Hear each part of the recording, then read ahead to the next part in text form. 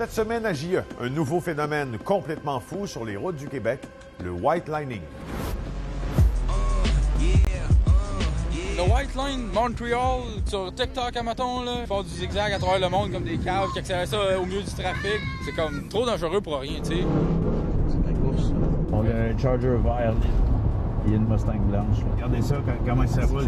Non, j'en reviens pas de l'insouciance que les gens ont par rapport à la vie. Tu mets la vie des autres en danger aussi. C'est ma vie, là. Je peux pas dire en plus que ça. Là. C'est un peu la vie des gens alentour aussi. Si tu veux, tasse-toi, là, puis c'est tout. Ici Félix Séguin du bureau d'enquête. Bienvenue à JE. Le white lining, ça vous dit quelque chose? Ce sont des conducteurs qui zigzaguent à pleine vitesse entre les voitures et qui le font en se filmant, en publiant ensuite les images sur les réseaux sociaux. C'est un nouveau phénomène qui inquiète énormément les autorités. Accès inédit à une opération de la Sûreté du Québec pour le contrer. Denis Thériault.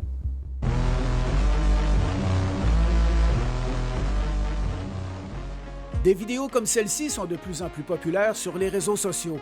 On y voit des jeunes conducteurs qui mettent leur vie et celle des autres usagers de la route en danger. Ils font des courses de rue à des vitesses qui peuvent aller à plus de 200 km/h.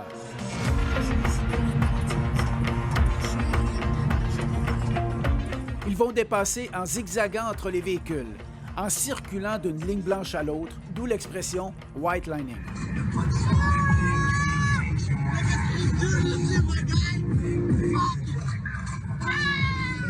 Tassez-vous, bro! Certains conducteurs vont aussi provoquer les policiers pour ensuite s'enfuir.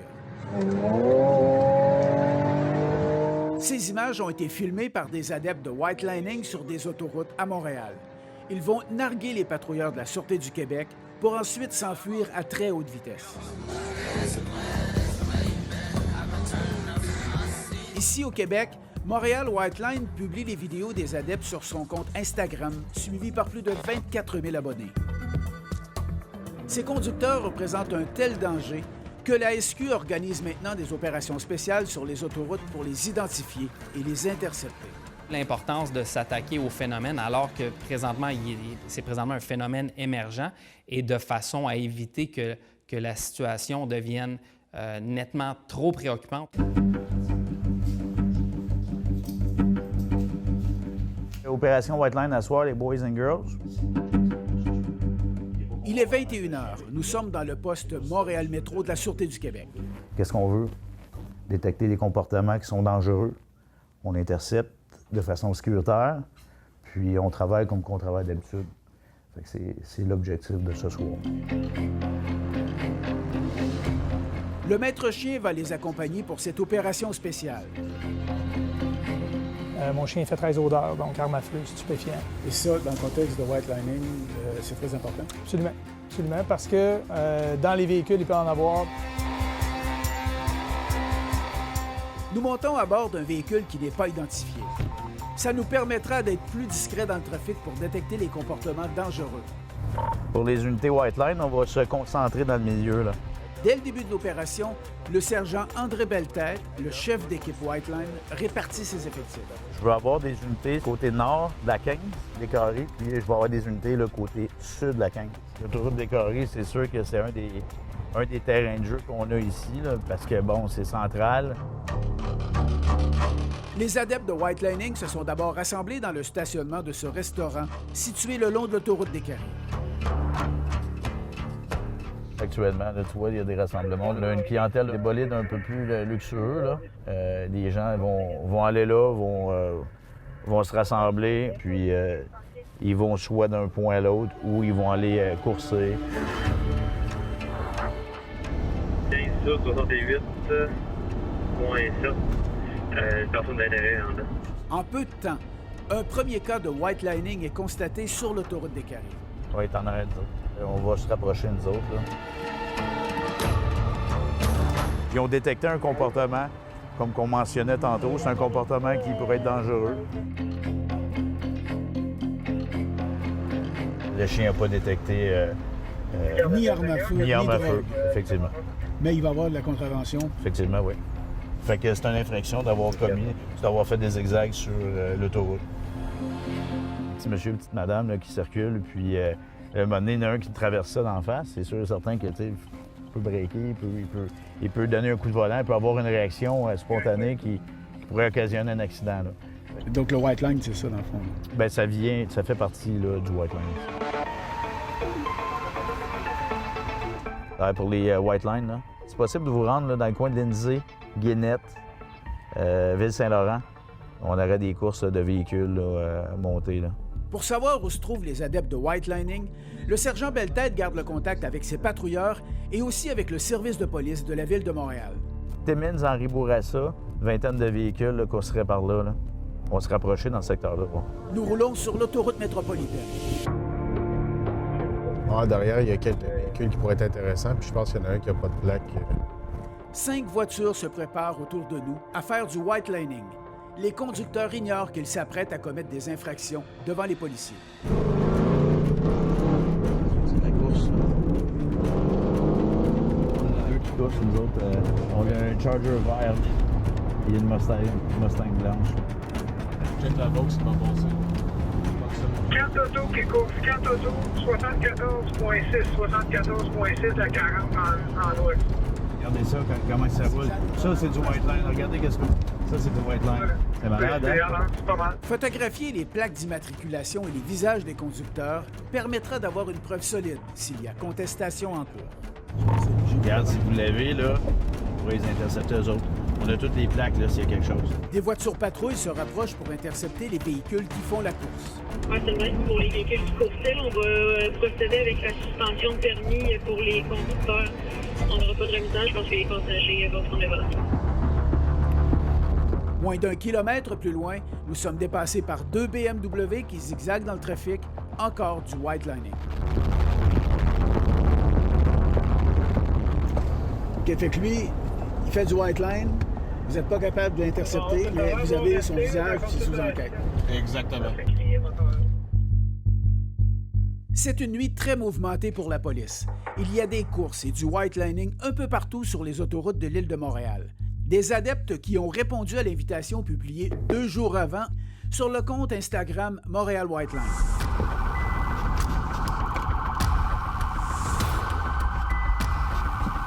Les patrouilleurs viennent d'intercepter le conducteur de ce véhicule qui roulait vite et en zigzagant sur l'autoroute métropolitaine. Les policiers ont utilisé le gaz irritant pour l'arrêter car il refusait de collaborer. Pour votre info, on vient de capter une Tesla blanche à 149. Je fais des zigzags, on arrive Cavendish. Un autre événement, cette fois sur l'autoroute 40. Les policiers prennent en chasse une Tesla blanche qui roulait à haute vitesse. Le conducteur réussit à sommer la voiture patrouille qu'il suivait sur l'autoroute. On cancelle la poursuite, donc tout le monde cancelle la poursuite. Nous participons donc aux recherches pour localiser le véhicule. Pour information, le Tesla suspect, là, il est Cavendish à côté du Ikea. Il est stand-by à la lumière. Il est juste en avant de nous autres. Nous suivons la Tesla. Le conducteur ne sait pas qu'il est suivi par des policiers, car nous sommes dans un véhicule banalisé. Regarde, on va te pogner à la plaque, là. Avancez, voir. Tesla, plaque Ontario. C'est possible d'aviser le SPVM. On est à la lumière rouge, là. Nous le suivons durant plusieurs minutes. D'autres véhicules patrouilles se rapprochent. C'est finalement dans un quartier résidentiel à proximité que le véhicule a été intercepté. C'est bon. Tu vois, là, ils ont contrôlé, menotté le sujet. On va le voir. On l'a. Sûr. Puis ça a bien été? Le permis qu'il nous a donné, c'est un faux permis. Le conducteur recevra une contravention de 3 190 $ et 22 points d'inaptitude. Tu veux te donner ta position exacte? CGA, le Shell en avant du gilet, puis s'il te plaît, Jean Talon dans ce secteur-là. En reprenant la route, nous entendons l'appel de patrouilleurs qui réclament de l'assistance sur les ondes. Ils ont intercepté un véhicule près du lieu de rassemblement des adeptes de white lining. Les suspects résistent à leur arrestation.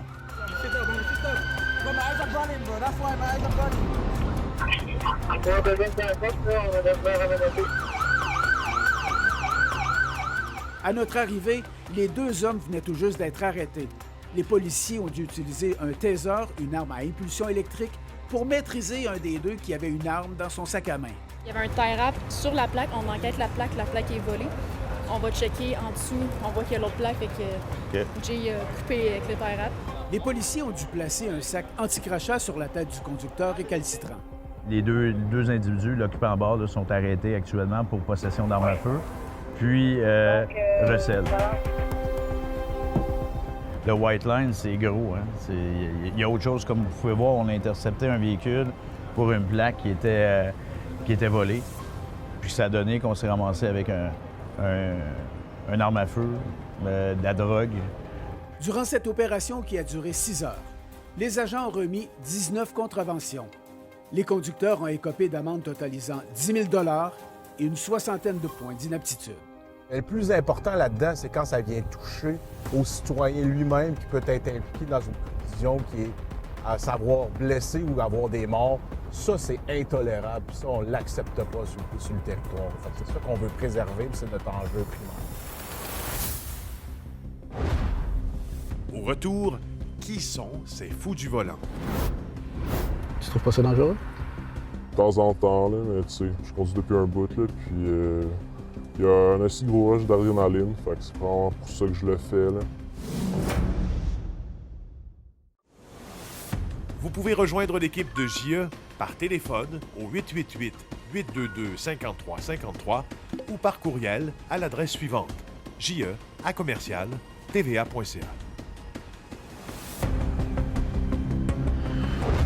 Vous vous posez peut-être la question depuis le début. Qui sont les adeptes du White Lightning? Qui mettent vos vies en danger sur les autoroutes? Nous avons parlé à l'un d'entre eux.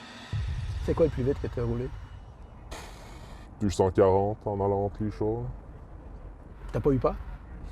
Ben, c'est avec ça que ça vient, l'adrénaline. Si t'as pas peur, ben, ça sert à quoi? Ce jeune homme avoue faire du white lining depuis environ 1 an. Il a accepté de nous expliquer tout ce qui se passe dans ce milieu très fermé, à condition qu'on ne dévoile pas son identité. Ben, pour moi, c'est vraiment une activité que j'aime faire, là. C'est plus un plaisir, c'est une façon de déstresser un peu, là. Faut que vraiment tu connaisses le véhicule en sorte, savoir c'est quoi, quand shifter, quand faire la ligne, quand sortir de la ligne. Puis avec l'expérience, ben, tu peux augmenter les vitesses, puis tu peux essayer de nouvelles choses. Tu trouves pas ça dangereux? De temps en temps, là, mais tu sais, je conduis depuis un bout, là, puis tu sais, ça prend de la concentration, là, je dirais. Il y a un assez gros rush d'adrénaline, fait que c'est vraiment pour ça que je le fais, là. Ben, ça enlève toutes les pensées, là. N'importe quoi, le stress, l'école. Tu penses pas au danger que ça peut représenter aux gens qui sont en avant de toi et tout autour de toi? Ben, c'est toujours un danger pour moi et pour les autres, là, mais tu sais, je vais pas dépasser des limites non plus, là.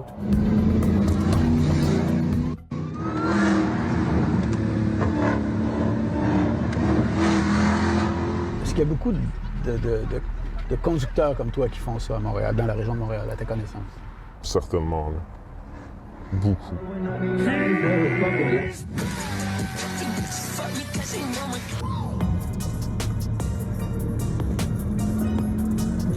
Certains adeptes vont filmer leur épisode de White Lining pour ensuite publier les vidéos anonymement sur des applications comme TikTok, Instagram et YouTube. Ben, ils font pour le cloud. Ils essaient de chercher une reconnaissance pour ça. Ils veulent des likes, ils veulent plus d'abonnés, ils veulent des vues. Ils veulent tout. Ça paye bien aussi. Ça paye bien? Ça paye bien pour les vues. Je comprends pas. Ben, dépendamment, par exemple, tu fais du white lining puis tu vends quelque chose qui peut cacher ta plaque. C'est ça que tu fais. Tu vends ça et tu le publies en disant hey, ça marche. Moi, je m'ai échappé, ben, achète ça. Ou même juste pour avoir de la reconnaissance publique. Les profils, on parle de conducteurs masculins majoritairement qui sont âgés de 18 à 30 ans, qui vont conduire des véhicules de haute performance qui font souvent l'objet de modifications. Ils ont vraiment l'impression que leur comportement qu'ils adoptent ne seront pas sanctionnés par la loi, que les peines ne sont pas nécessairement assez dissuasives et une certaine forme de non-respect à l'égard du cadre législatif au sens large et même des agents d'application de la loi.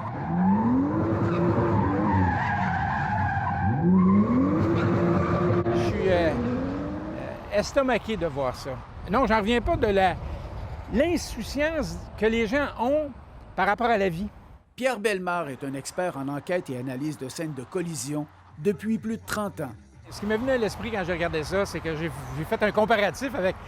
J'ai dit, c'est comme me mettre dans les mains d'une personne une arme semi-automatique, puis il déciderait de tirer. À un moment donné, il va pogner quelqu'un, là. Il va attraper quelqu'un. On dirait que ces gens-là, so what? On est dans un jeu vidéo. Ils sont dans un jeu, ils sont dans une réalité, dans une troisième dimension où on n'est pas là. Je comprends pas. Le reconstitutionniste estime que ceux qui font du white lining n'ont pas conscience du danger qu'ils représentent en roulant à haute vitesse, comme ils le font. Quand il y a quelqu'un qui s'en vient, quand tu regardes dans ton miroir, tu vois deux lumières. Alors, tu vois pas la vitesse à laquelle il s'en vient. Alors, tu peux faire une manœuvre qui va dire, oh, bien, je vais me tasser à gauche, j'ai le temps. Bien non, tu n'as pas le temps, il s'en vient à 237 km/h. Alors là, on est dans le 50, on est dans le 75 mètres à la seconde. Tu n'as jamais le temps de réagir à rien. Alors, imagine quelqu'un se tasse à gauche, te frappe à 200. Toi, tu pars comme une boule, tu ramasses le restant comme un jeu de quilles.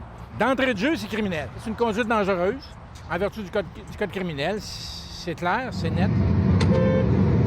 Puis tu mets la vie des autres en danger aussi. C'est vrai. Mais d'habitude, je fais ça le soir. Fait que dépendamment, il y a moins de personnes, je dirais. Mais tout à l'heure, tu disais avoir zigzagué à quoi, 200? Ouais, de temps en temps, ouais, c'était un peu con de ma part, là, mais tu vois, c'est comme ça un peu que j'agis, là. C'est peut-être la personne que je suis. Tu es conscient que les gens qui t'écoutent te jugent sévèrement? C'est ma vie, là. Je peux pas dire en plus que ça, là. C'est un peu la vie des gens alentour aussi. C'est ma décision, là. Genre, si tu veux, tasse-toi, puis c'est tout, là, plus que ça. Qu'est-ce que ça te prendrait pour arrêter de faire ça? Vraiment pour me faire attraper, ça devrait me calmer, mais autre que ça, ben, pas grand-chose, là. Dans un instant, une solution pour calmer les adeptes de vitesse. Je m'énerve pas sur le chemin où je roule pas, fait que... ça, c'est à la place, ça, c'est sécuritaire, puis faites pour ça.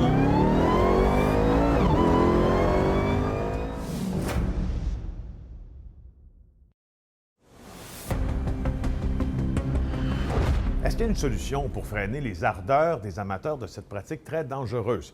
Il n'y a pas de solution miracle, mais quand même, on peut peut-être les envoyer dans un endroit où ils ne représentent pas un danger pour les autres usagers de la route.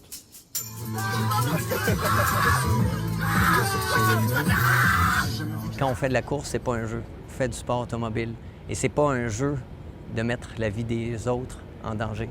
Bertrand Godin dénonce ouvertement ceux qui mettent la vie des usagers de la route en danger en faisant du white lining. Le coureur automobile invite les adeptes à aller se défouler sur des pistes de course plutôt que sur les autoroutes.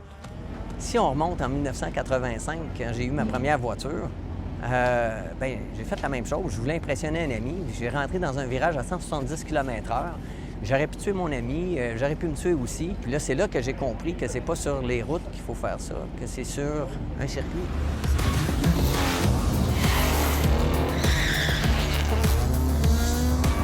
C'est pas une course. On est là pour s'amuser de façon sécuritaire puis encadrer. Qu'est-ce que tu veux le plus? Au final, t'es bien mieux de le faire ici que de le faire sur la route. Kevin Leduc organise des courses à la piste de sa mère de Saint-Pie en Montérégie. Ils viennent dépenser de l'énergie ici.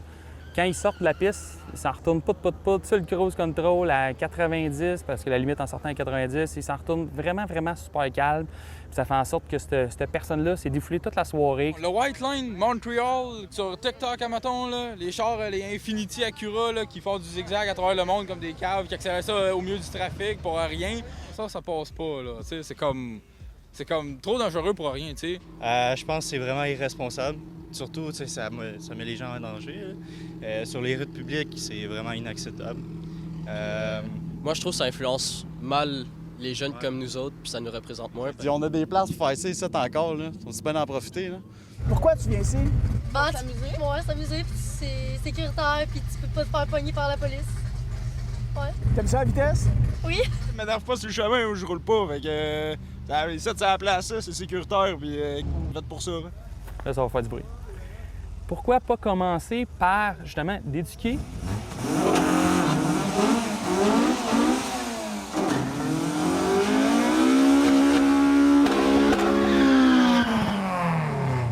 Donc, pourquoi ne pas éduquer les gens dès le plus jeune âge, de dire, parfait, vous avez une piste de course à 15 minutes. On en a une ici à Sonner. On en a une à...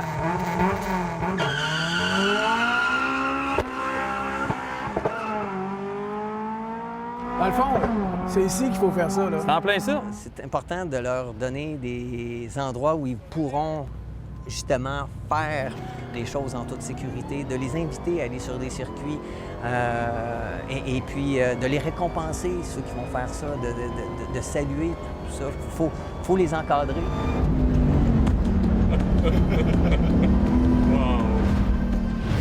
Notre bureau d'enquête s'est intéressé aux plus dangereux conducteurs de la province.